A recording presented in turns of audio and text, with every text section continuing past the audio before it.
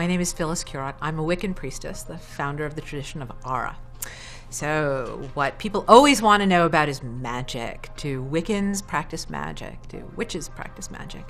And the answer is everybody practices magic. The very first spell that you learned was when you were told to blow out the candle on your birthday cake and make a wish.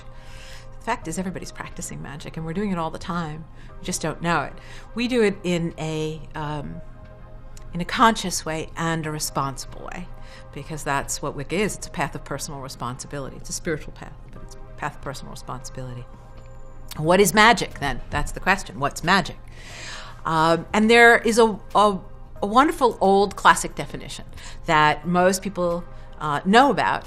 It was there was a Crowley definition, and there is the really fabulous definition by Dion Fortune, who was part of the Golden Dawn, which was popularized by Starhawk, which is magic is the art of changing consciousness at will. And that's very true.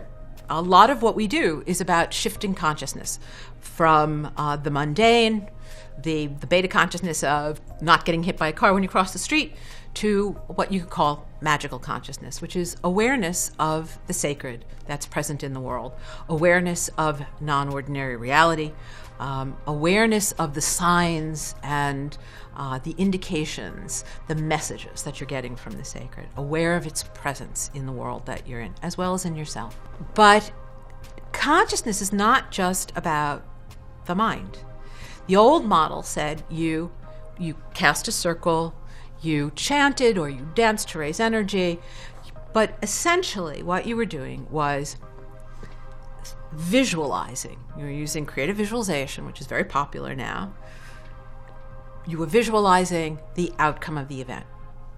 So you want to fall in love, so you would you see this a lot in New Age practice. You'd make a long list of all the qualities that you want in a guy, and you would visualize him and you would see him.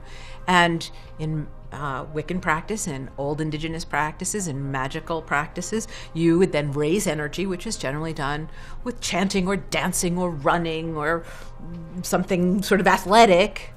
And the energy would be directed into what we call a cone of power, into that image. People will say, into the Akashic planes. You hear that a lot in the New Age world now as well.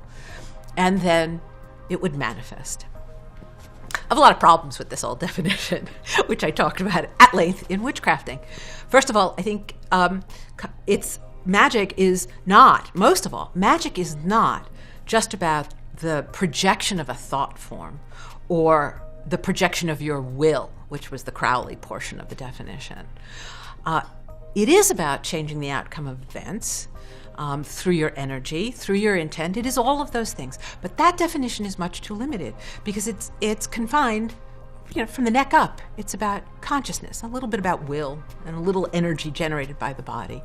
But it's about what you intend. And while that's important, there's a greater magic that's going on all the time.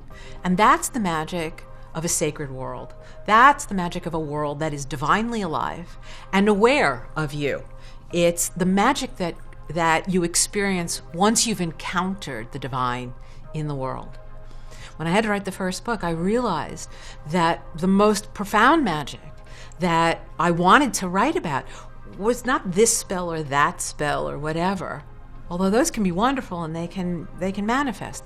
But the real magic, the extraordinary, unambiguous magic, was the magic that I encountered once I realized that the world was alive, that the world was conscious. That's the real change of consciousness. Awakening to the fact that you live in a living universe, a divinely living universe. Once that connection is made, that's what the practices are for, to put you into contact with that, to get that blindfold off so that you're seeing it and experiencing it and feeling it, that it's a reality.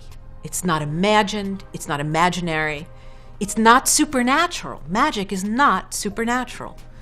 Miracles in the Abrahamic faiths tend to be supernatural. That's what a miracle is. They think of it as supernatural. For us, magic is utterly natural because the divine is everywhere and it's constantly expressing itself.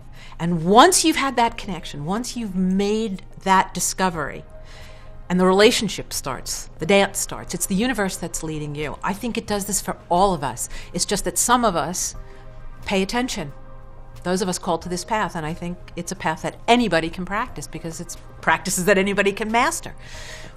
When you hear, when you see, when you listen, when you allow it to guide you in the dance, the events in your life that transpire so surpass anything that your conscious mind could intend or your unconscious mind could generate, that the greatest magic is the magic of opening yourself to the wisdom and the guidance and the plan of the sacred and allowing it to move you through life.